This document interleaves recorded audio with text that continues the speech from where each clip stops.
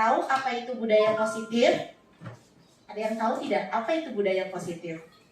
Ya, budaya positif itu bisa dikatakan rangkaian atau kegiatan-kegiatan atau kebiasaan yang sudah sering kita lakukan, ya kan?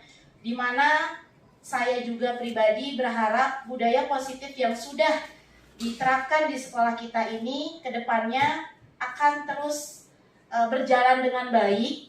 Apapun kendalanya pasti ada, ya sudah kita sama-sama tahu. Tapi mudah-mudahan ke depannya kita bisa menyelaraskan atau bisa apa yang sudah diterapkan di sekolah kita ini akan terus berjalan seperti itu.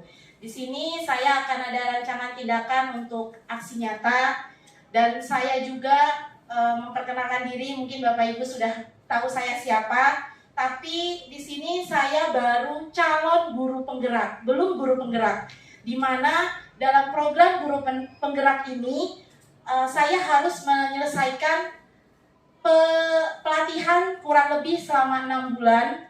Jadi butuh dukungan dari pimpinan, Ibu Kepala Sekolah, kemudian Bapak Ibu Guru, terutama yang memang guru-guru senior saya. Nanti sewaktu-waktu saya butuh yang namanya penilaian dari Bapak Ibu Guru yang sudah saya anggap sebagai orang tua juga. Ini berkaitan dengan memang di sini saya dituntut untuk bisa memberikan kontribusi untuk sekolah itu sendiri. Seperti itu. Penyebaran, pemahaman, dan pendalaman budaya positif itu sendiri. Nah, yang sudah kita jalani itu di sekolah kita itu yaitu yang pertama mungkin pada saat awal tahun ajaran itu guru-guru berbaris di depan. Nah, mudah-mudahan hal yang seperti itu kedepannya masih terus berjalan.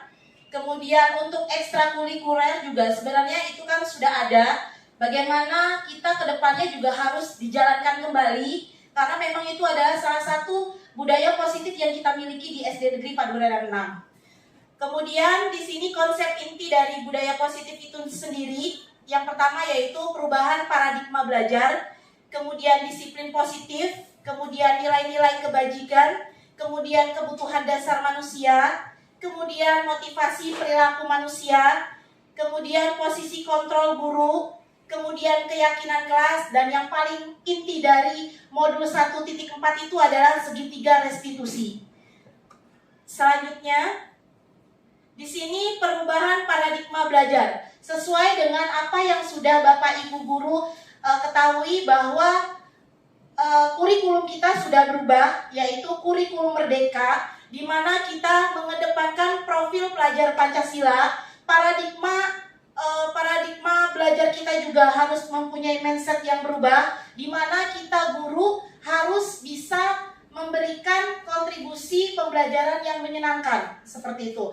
Karena kita sudah wayahnya sudah mengikuti abad 21, yaitu di mana guru dan siswa itu diminta untuk sama-sama aktif, di mana di sini dari profil pelajar Pancasila itu sendiri kita harus bisa memberikan menjadi guru yang kreatif, kemudian mandiri, kemudian bergotong royong, bernalar kritis, nah berkebinekaan global. Itu sudah memang kita sudah mempunyai harus bisa mempunyai mindset tersebut karena sesuai dengan profil pelajar Pancasila, seperti itu.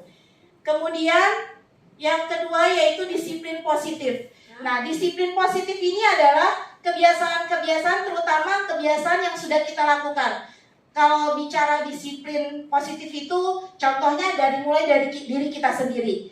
Kenapa bisa saya katakan seperti itu? Karena kita itu kan bekerja, orang yang bekerja. Ada yang namanya jam waktu bekerja, di mana kita sudah ada waktu bekerja dari jam sekian sampai jam sekian. Kalau misalnya hal kebiasaan itu sudah sering kita lakukan, mungkin kedepannya murid kita juga akan terbiasa. Contohnya seperti yang sudah saya buat di sini, bagaimana kita sudah membiasakan mungkin di awal pembelajaran membaca doa terlebih dahulu, seperti itu. Kemudian ada yang namanya setiap hari Jumat tadarusan mungkin ya. Jadi hal-hal yang positif yang seperti itu jangan dihilangkan. Justru bagaimana kita bisa memberikan kontribusi di kelas itu untuk peserta didik kita, seperti itu. Selanjutnya yaitu di sini juga ada yang namanya organisasi yang alhamdulillah kegiatan ekstrakurikulernya yang sudah berjalan, yaitu pramuka, baik pramuka siaga ataupun penggalang. Tapi saya juga berharap mudah-mudahan ke depannya di tahun ajaran baru, kalau memang di semester 2 ini tidak bisa, mungkin di tahun ajaran baru bagaimana ekstrakurikuler yang sudah kita lakukan, yang sudah kita bina, dapat berjalan kembali, seperti itu. Karena dari ekstrakurikuler itu, kita akan dapat menemukan bibit-bibit baru untuk bakat dan minat yang dimiliki oleh peserta didik kita. Kalau kita di kelas, oh si A pintar secara akademik, oh si B ini. Tapi kalau ekstrakurikuler itu, bakat dan minat peserta didik yang tadinya kita tidak tahu, itu bisa kita ketahui dari kegiatan tersebut. Selanjutnya, yaitu nilai-nilai kebajikan, di mana nilai-nilai kebaikan ini bagaimana kita bisa memberikan contoh yang baik. Contohnya misalnya kegiatan tanpa kita sadari di lapangan setelah upacara ataupun setelah olahraga, misalnya ada sampah berserakan, nah itu boleh kita pungut, kita pungut terus kemudian kita buang. Nah tanpa kita sadari itu kan kita lakukan tapi murid melihat. Nah hal yang seperti itu kan memberikan contoh seperti itu.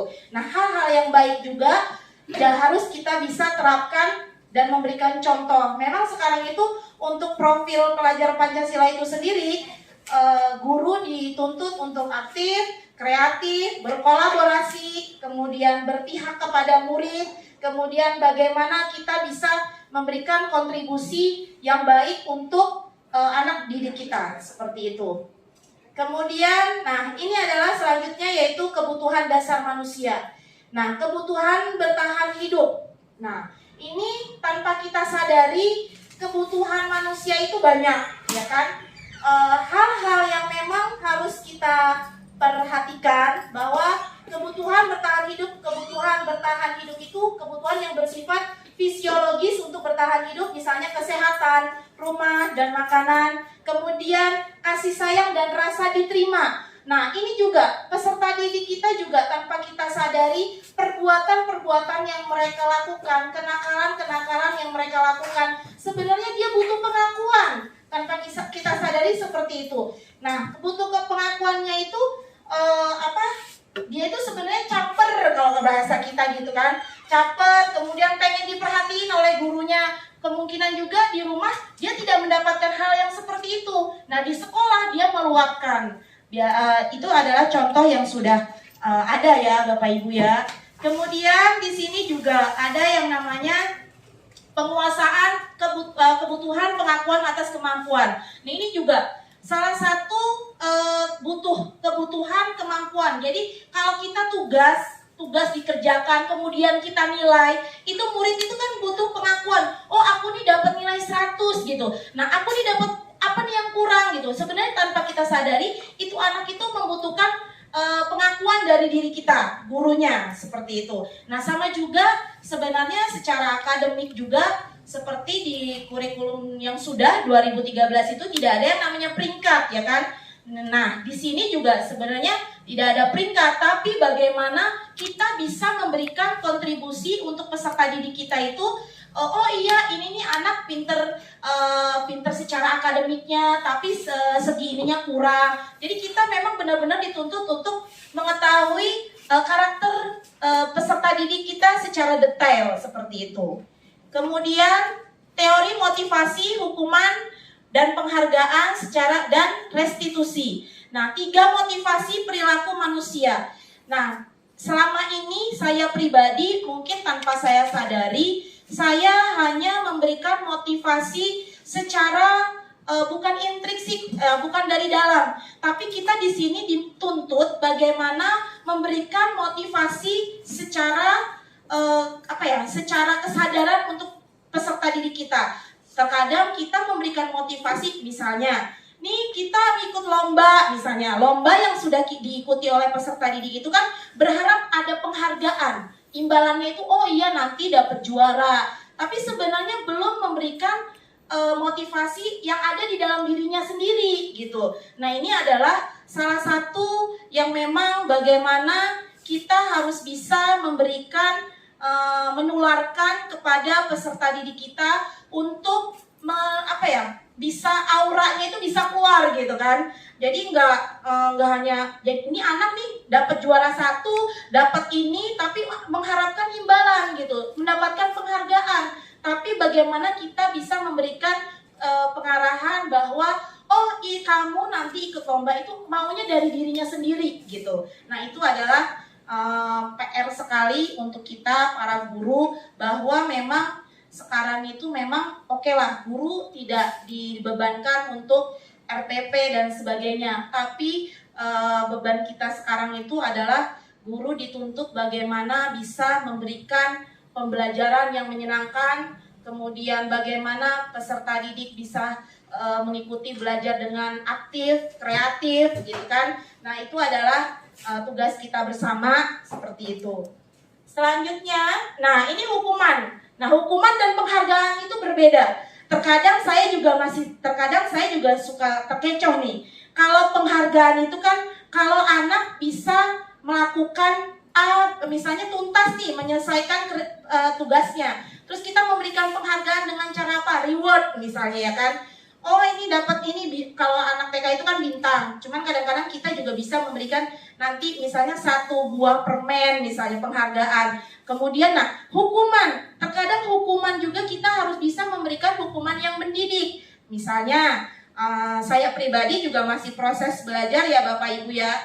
Ternyata bahwa segala sesuatu yang saya terapkan, ternyata jangan seperti itu, harus begini gitu kan ya. Itulah gunanya mengikuti program guru penggerak ini, yang kebetulan memang kurang lebih saya masih beberapa bulan lagi, yang baru berjalan 2 bulan, perjalanan masih panjang. Ini baru calon ya Bapak Ibu ya. Nah, sama juga dengan program PPG gitu kan. Kalau PPG mungkin 3 bulan. Nah, kalau saya pribadi itu nanti 6 bulan kurang lebih seperti itu. Nah ini juga berbeda ya, maksudnya penghargaan dan hukuman itu berbeda. Kalau penghargaan terkadang hanya diberikan kepada peserta didik yang memang mampu menuntaskan. Nah, hukuman terkadang tanpa kita sadari, nanti kamu misalnya ya menyapu atau piket gitu, sebenarnya bisa kita realisasikan, diubah dengan cara nanti kalau kamu tidak tuntas mengerjakan ini, berarti kamu nanti hukumannya bisa seperti menghafalkan perkalian. Nah, memang kita memberikan hukuman yang memang harus mendidik seperti itu. Nah, ini adalah 5 posisi kontrol guru. Nah, ini yang pertama agak naik Pak. Yang pertama itu monitor, yang sebelah sini. Ya, 5 posisi kontrol guru. Nah, 5 posisi kontrol guru ini tanpa kita sadari, guru itu bisa menjadi seorang penghukum, ya kan? Kemudian bisa juga pembuat orang merasa bersalah. Kenapa bisa dikatakan seperti itu? Nah, ini saya akan bahas penghukum. Kenapa penghukum? Terkadang kita itu memberikan tugas, terus si anak ini tidak tuntas. Kadang kita memberikan hukuman. Jadi terkadang kita juga tanpa kita sadari itu kita itu sebagai penghukum peserta didik kita gitu kan ya. Nah, kemudian yang kedua itu pembuat orang merasa bersalah. Jadi kalau misalnya pembuat merasa bersalah ini gini, ketika murid mengerjakan tugas, ketika diberikan tugas, terus si anak ini tidak selesai, terkadang kita ya sudah kalau kayak gitu nanti kamu hukumannya misalnya ya, nanti orang tua kamu guru panggil, Pak Guru panggil. Nah, itu tanpa kita sadari ucapan yang seperti itu adalah pembuat orang merasa bersalah. Si murid akan merasa bersalah kepada kita, gitu kan. Nah, bagaimana caranya supaya pola pikir yang seperti itu jangan sampai kita gunakan. Itu adalah posisi kontrol kita sebagai guru. Kemudian yang ketiga adalah teman. Nah, kita juga sebagai guru bisa memposisikan sebagai teman kepada peserta didik kita. Tapi ingat, jangan sampai kelewatan juga ya Bapak Ibu ya, karena terkadang anak-anak sekarang juga udah merasa dekat tapi kadang-kadang lupa adab gitu kan ya. Nah itu juga kita harus bisa memberikan pengingat kepada peserta didik kita seperti itu.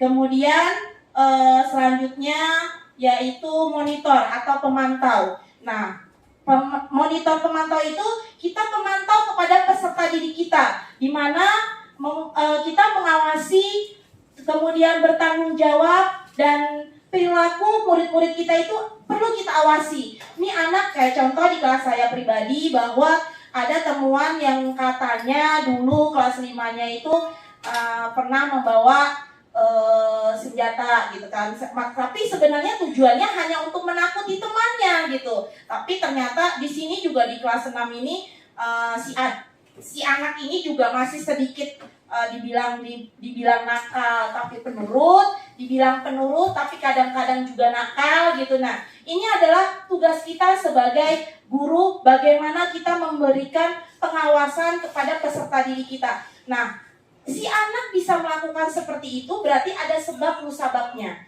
Nah itu tugas kita, mencari tahu, menggali bahwa kenapa sih si anak ini bisa seperti ini. Nah itu adalah tugas kita sebagai guru, sebagai manajer. Kenapa bisa dikatakan seperti itu? Karena setiap peserta didik melakukan sebuah kenakalan, sesuatu yang memang tidak bisa kita anggap enteng. Nah itu kita harus bisa menggali bahwa sebab musababnya apa. Nah ini temuan juga di murid saya bahwa ternyata dia adalah korban dari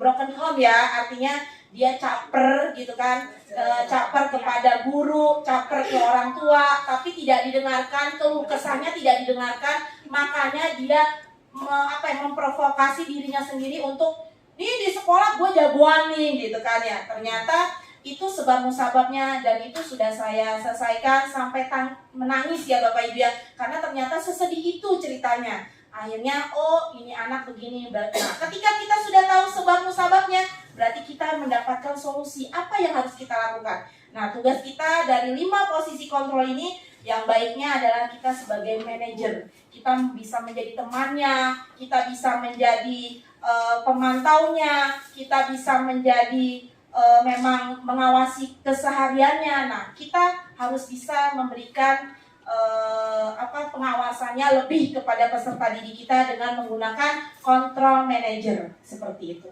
Nah, selanjutnya menumbuhkan budaya positif melalui keyakinan kelas. Nah, keyakinan kelas ini biasanya kita awali di awal tahun ajaran baru. Kalau untuk kurikulum merdeka itu bukan keyakinan, tapi kesepakatan gitu. Biasanya kesepakatan ya kan. Dimana di sini peserta didik maunya bagaimana nih, kelasnya mau dibawa kemana nih gitu kan ya.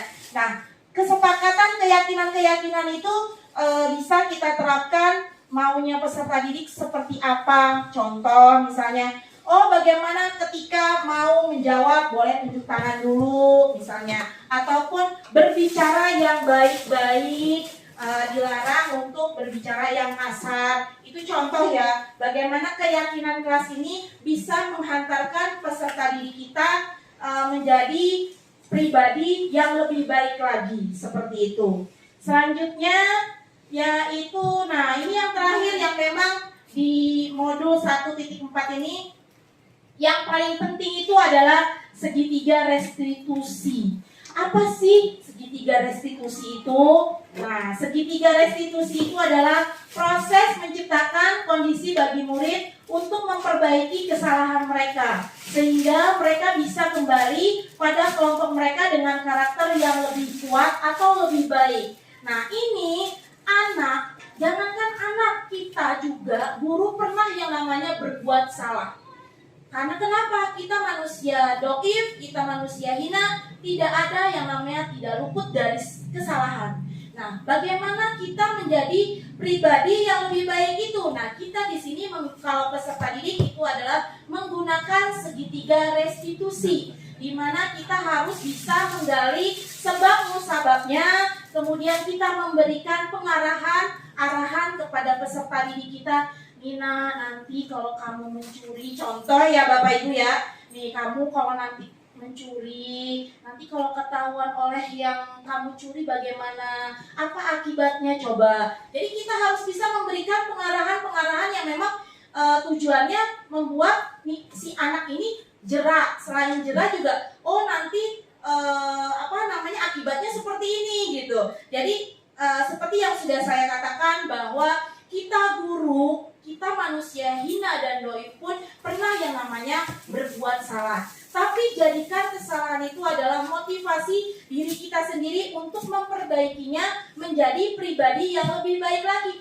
Bagaimana? Yaitu kita terapkan segitiga restitusi. Sama halnya kepada peserta didik. Kita tanya apa sebabnya, kemudian apa akibatnya. Kita bisa menggunakan cara kita sebagai control manager kepada peserta didik kita, gitu ya, Bapak Ibu ya. Kemudian di sini juga tujuan dalam menerapkan segitiga restitusi itu bukanlah untuk menyenangkan orang lain, tapi bagaimana menjadikan mereka bisa menghargai nilai-nilai kebajikan yang mereka percayai. Artinya, pastinya setiap orang mempunyai kelebihan dan kekurangan. Nah, ketika mereka melakukan sebuah kesalahan, ketika mereka mempunyai kekurangan, nah bagaimana kita melihat, oh ternyata si A itu ada nilai plusnya, oh si B punya nilai plusnya juga. Seperti itu ya Bapak Ibu ya. Jadi jangan langsung memvonis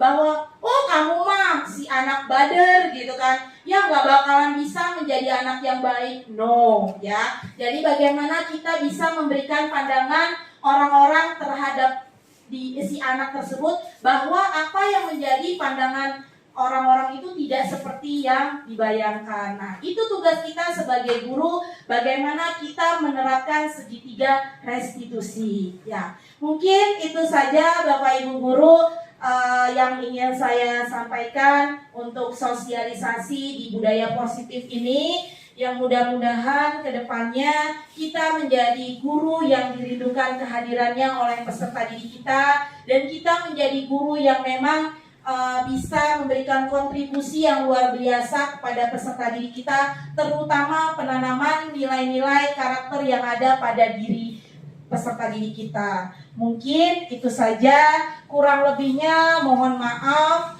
apabila banyak kekurangan, karena saya juga masih proses belajar. Seperti yang sudah saya sampaikan bahwa saya untuk menjadi guru penggerak ini harus menyelesaikan pelatihan saya kurang lebih 6 bulan.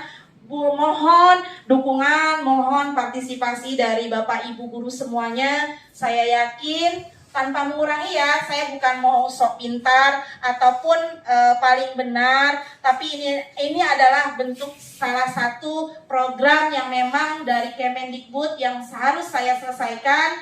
Tadinya juga saya udah ngedon karena ada beberapa hal, tapi ternyata alhamdulillah dari Bapak Ibu guru yang memang sudah memberikan alasan bahwa kenapa harus stop gitu, ngedon itu manusiawi. Tapi untuk melewati fase ini kan bertahap, dan programnya juga lumayan, sudah saya ikuti udah 2 bulan lebih. Jadi tidak ada kata untuk tidak menyerah karena baru calon, tapi mudah-mudahan hasilnya baik ke depannya. Saya butuh dukungan dari Bapak Ibu guru semua. Kurang lebihnya mohon maaf, dan terima kasih sudah menyempatkan hadir untuk siang ini. Mudah-mudahan segala kebaikan Bapak Ibu guru semuanya dibalas oleh Allah Subhanahu wa taala. Saya akhiri, wassalamualaikum warahmatullahi wabarakatuh. Ya. Cuma satu ya mungkin ini ya, kalau saya bilang guru penggerak, Bapak Ibu bisa jawab. Kalau saya bilang salam guru penggerak, Bapak Ibu guru bisa jawab. Pak belakang. Bergerak, tergerak, menggerakkan. Ya Bapak Ibu ya. Bergerak, tergerak, menggerakkan. Ya, di akhir, slide akhir. Ini ya. Oh, tergerak dulu ya. Tergerak, bergerak, menggerakkan gitu ya Bapak Ibu ya. Boleh berdiri Bapak Ibu? Boleh.